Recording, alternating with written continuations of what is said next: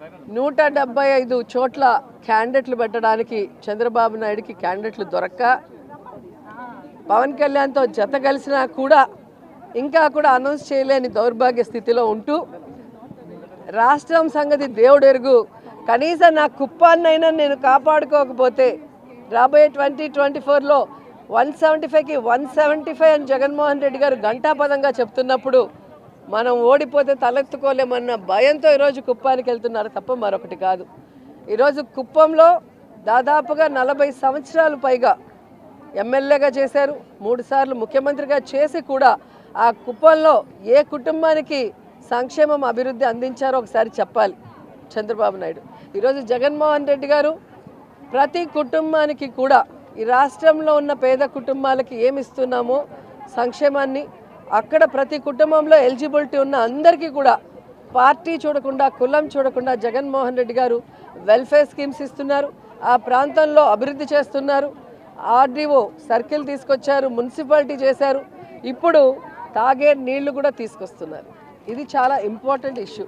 3 సార్లు ముఖ్యమంత్రిగా ఉన్న చంద్రబాబు నాయుడు తనకు ఓట్లేసి ముఖ్యమంత్రి అయ్యేందుకు అవకాశం ఇచ్చిన ఆ కుప్పానికి తాగే నీళ్లు కూడా ఇవ్వని ఒక దౌర్భాగ్యమైన పొలిటీషియన్.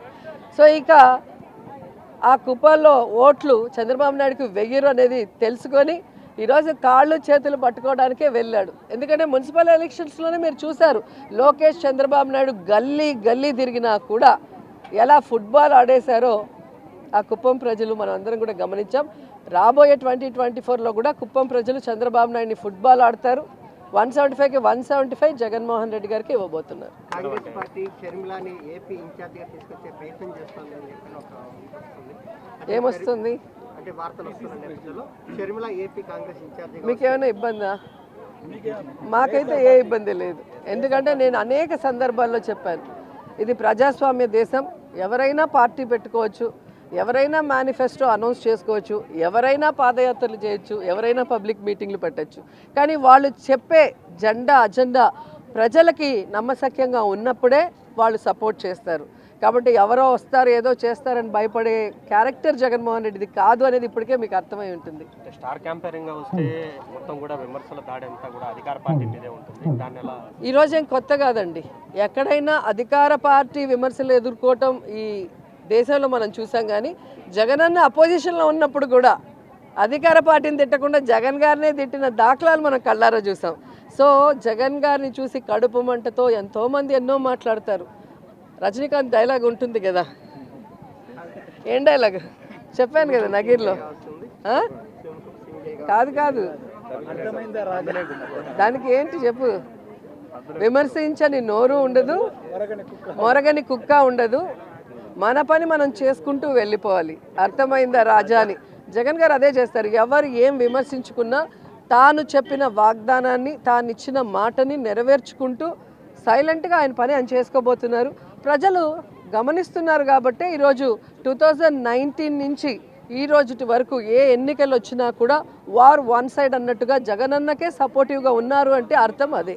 సో వాడెవడో తిట్టాడని మనం తిడితే ఏముంటుంది, నేను తెలంగాణలో నించుంటే అని చెప్పి అన్నిసార్లు చెప్పుంటాడు పవన్ కళ్యాణ్.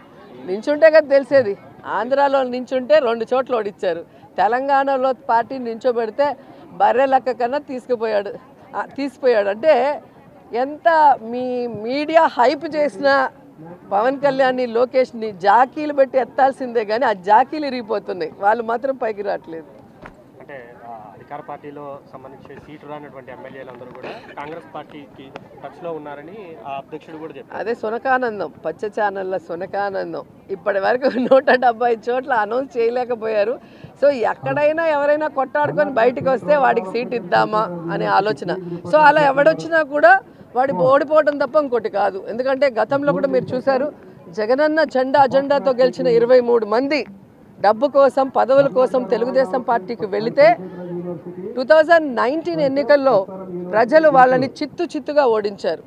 కాబట్టి ప్రజలు గమనిస్తున్నారు, ఇక్కడి నుంచి పోయేవాడికి రాజకీయంగా సూసైడ్ చేసుకున్నట్టే తప్ప మరొకటి కాదు. ఎప్పుడు కూడా ప్రజలకి మంచి చేసేవాడు, ఇచ్చిన మాట మీద నిలబడే నాయకుడినే ప్రజలందరూ కూడా ఆశీర్వదిస్తారు, ఇష్టపడతారు. అలాంటి జగనన్నతో ఉంటే ఒక ఎమ్మెల్యే ఎంపీయే కాదు కదండి, ఎమ్మెల్సీలు ఉన్నాయి, కార్పొరేషన్ చైర్ ఉన్నాయి. ఎవరికి ఏం సరిపోతుంది, ఏ టైంలో ఎవరికి ఏం ఇవ్వాలో జగనన్నకు తెలుసు. ఫస్ట్ టైం నాకు కూడా జిల్లాలో మరి సమీకరణ వల్ల మినిస్టర్ ఇవ్వలేనప్పుడు ఏపీఐసి చైర్పర్సన్ ఇచ్చారు.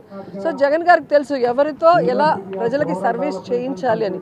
అంతేగాని పదవులే పరమావధిగా పార్టీలు మారేవాడికి ఎప్పటికీ కూడా రాజకీయంగా భవిష్యత్తు ఉండదు.